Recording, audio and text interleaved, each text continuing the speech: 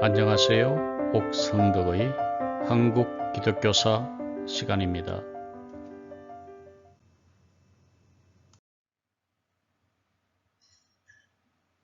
5.16 군사 쿠데타, 진보적 기독교인들의 반응을 크리스찬신문 사설가 김석훈의 글을 통해서 살펴보겠습니다.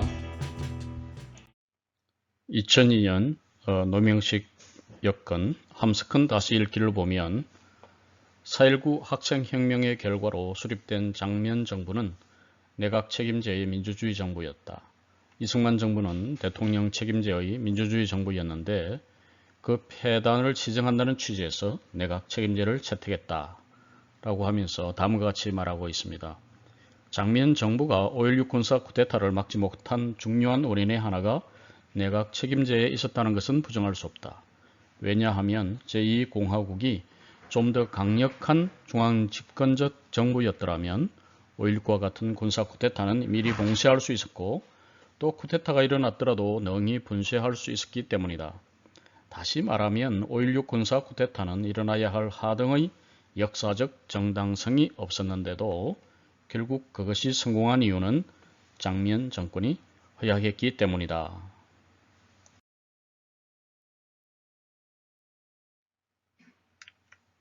(1960년 9월 15일) 크리스찬 신문이 창간되었습니다. 소위 기독교 진보 세력이 만든 신문인데요. 이 61년 5월 29일자 신문을 보면 중간에 장로교회 통합 이야기, 그리고 한일교회 친선 서한 문제, 그리고 선교불에 대해서 이야기하고 있습니다. 이 세 가지 단어만 봐도 크리스찬 신문은 에큐메니칼 그리고 진보적이며 자립적인 해외 교회로부터 자립하기 위한 선교 달러를 받지 않겠다라고 하는 기장청의 입장을 드러내고 있습니다. 그러나 군사혁명 직후 5월 달에 처음으로 발간된 이 신문에서 오른쪽에 보면 혁명 과업 완수해야 한다. 군사혁명은 국가 재건으로 전진이다 라고 하는 혁명 정권의 발표를 그대로 다 인용하고 있습니다. 나아가서 왼쪽 사설에서 성령의 역사로 혁명 과업 완수된다 라는 입장에서 혁명을 지지하면서 교회의 입장을 처음으로 공식 발표했습니다.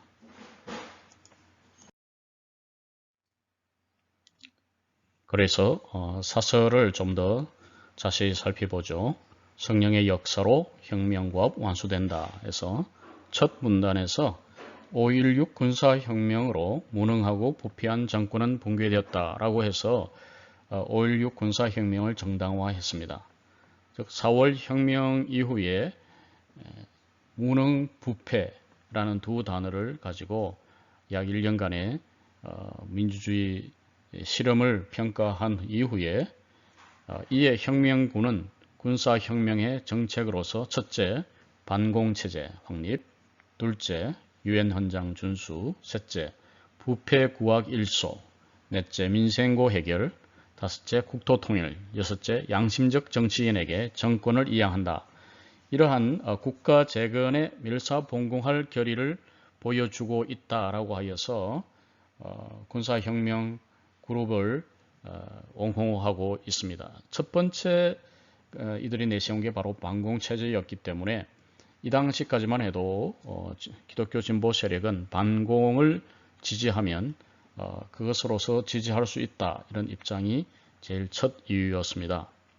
그러면서 교회에 대해서는 이제 우리는 교회 안으로 눈을 돌려보자. 4월 혁명 이후 젊은이들의 교회 정화 운동의 횃불이 사방에서 일어났었다. 그러나 교회 정화 운동은 스스로 자저러지고 말았다. 부패 정권에 아부하던 지도자의 퇴진을 요구했으나 양심에 맡긴다는 미온적인 결정이 내려졌고 그들의 기득권인 기관 이사, 교회학교 이사, 출판 발행권은 아무런 양보가 없이 장악하고 있는 것이다. 해양은 창공의 높이 떴다고 일본을 찬양하며 신사참배를 권장하면 하던 그 입으로 자유당 정권의 입후보자를 선출하라고 강단에서 이야기했던 그런 이들이 여전히 기득권을 가지고 있다. 그런데 공연히 선전하던 그 무절조한 교회 지도자들이 아직도 교권을 장악하고 있다면 이는 확실히 부패한 교권임에는 틀림없다. 그뿐 아니라 하나님의 교회를 분열시키고 동력자를 죄인으로 처단하고 축출하고 제거하고도 양심에 아무런 고민을 느낄 줄 모른다면 참으로 그리스도의 사랑이 그 마음속에 있다고 볼 수 있는가? 흡사히 예수의 12제자처럼 누가 크냐가 싸움의 주제였고 세력 장악과 세력 대결의 세길 대결에만 혈안이 되던 제자의 무리가 아닌가라고 하여서 당시의 교권자들, 주류 교회를 향해서 비판하고 있습니다. 즉 부패하고 무능하며 분열하는 교회 지도자들을 비판한 것이죠.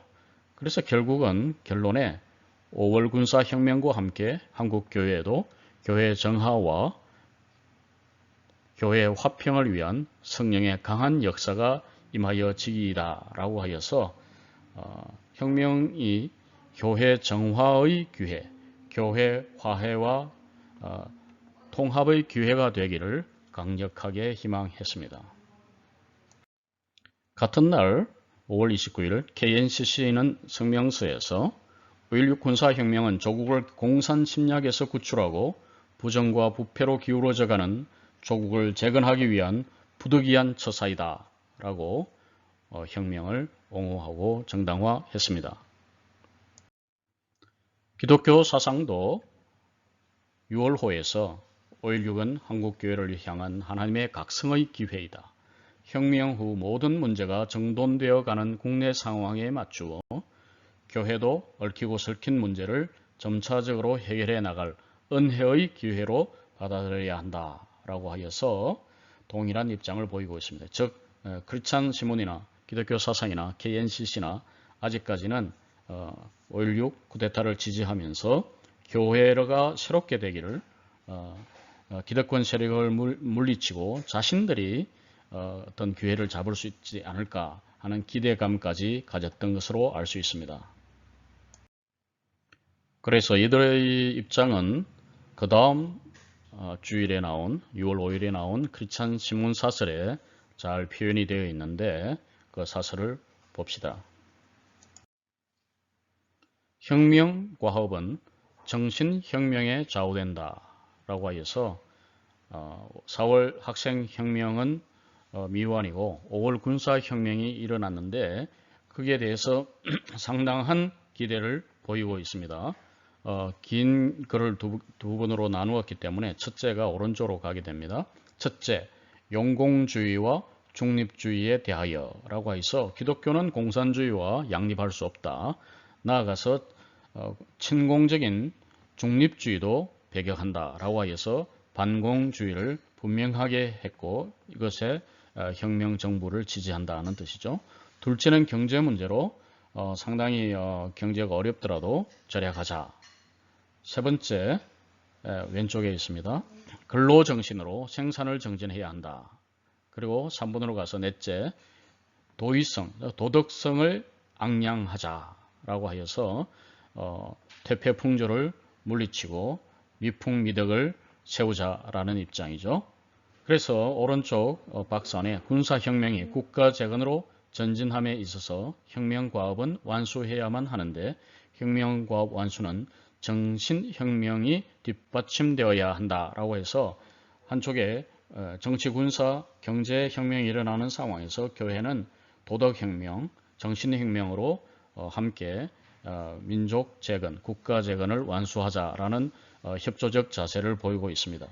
그래서 그 결론을 보면 투쟁과 분열만을 일삼던 그들이 성령 충만으로 자아 혁명을 일으켜 사랑과 봉사와 근면으로 엉클어진 사랑의 공동사회를 이루었던 것이다 라고 하여서 사도행전 2장의 초대교회 모습을 내세우면서 교회의 일치와 성령 충만으로 결국 자아혁명, 정신혁명만이 교회와 한국이 살 길이다 이렇게 제시했습니다. 이것은 1962년 초 혹은 61년 말에 김재준 목사가 쓴 성격혁명이라는 글에 그대로 나옵니다.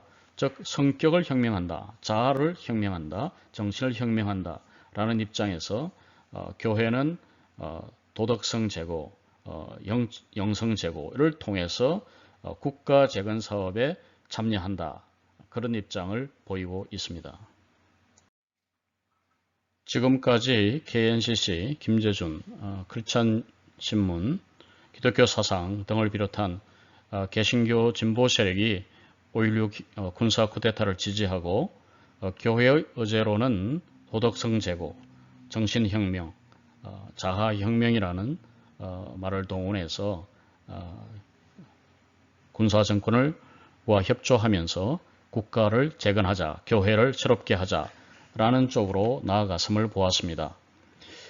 그런 입장과 약간 다른 목소리가 함석헌 씨에게서 나왔는데요. 그가 쓴 5.16을 어떻게 볼 것인가, 어떻게 볼까라는 글이 CR신스에서 1970년에 만든 이 나라가 네 나라냐라는 책의 첫 장으로 들어가 있습니다. 이 책의 이 글의 일부를 살펴보도록 하겠습니다. 18쪽부터 시작하는 누가 하는 혁명이냐라는 부분에 아주 중요한 말이 있어요. 요점은 혁명의 주체가 누구냐 하는 데 있다. 혁명은 사람만이 한다.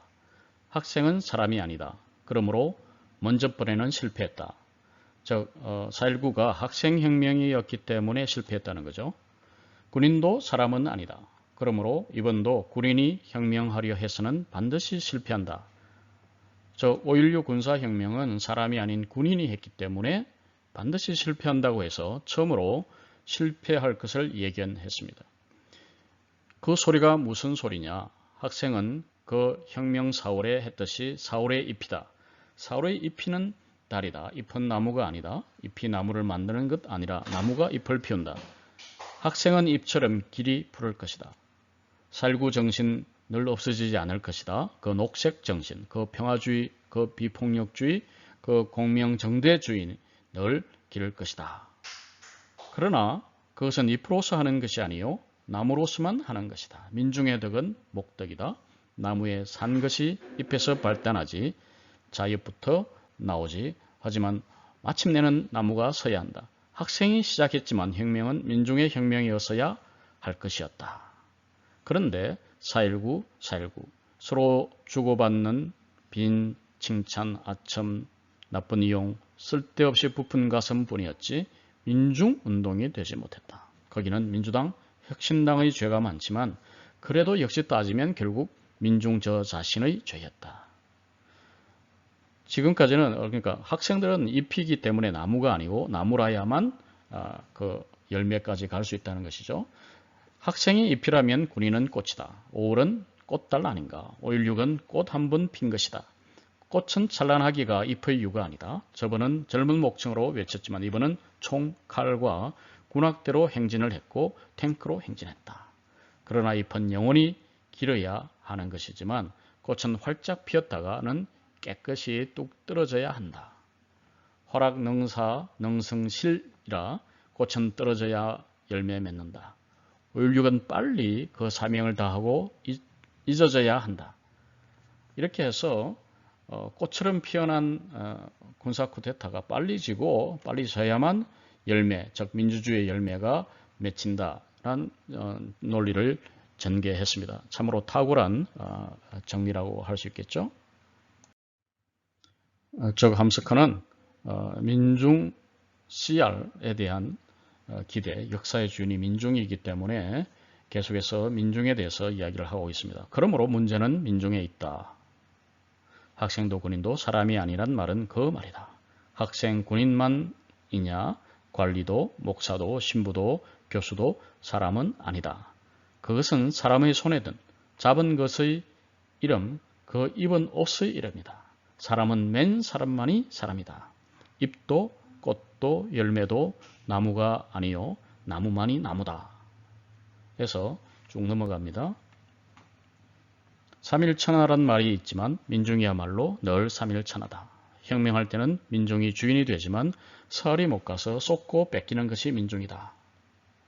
그래서 결국 혁명은 민중의 것이다. 민중만이 혁명을 할 수 있다. 라고 정리해 가고 있습니다. 오늘은 기독교 진보 세력이 61년 5.16 군사 쿠데타에 대해서 어떤 태도, 어떤 반응을 보였는지 살펴보았습니다.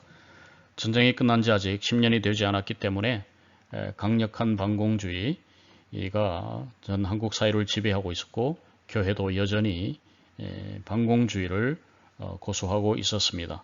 1965년 이전까지는 개신교의 진보든 보수든 국가 재건, 통일, 반공이라는 의제 앞에서 모든 것이 녹아 들어가는 그런 상황이었습니다. 교회는 분열하면서 국가 정책이 내세운 통일, 반공에 다른 목소리를 내기가 어려웠을 것입니다. 오늘은 여기까지입니다. 안녕히 계십시오.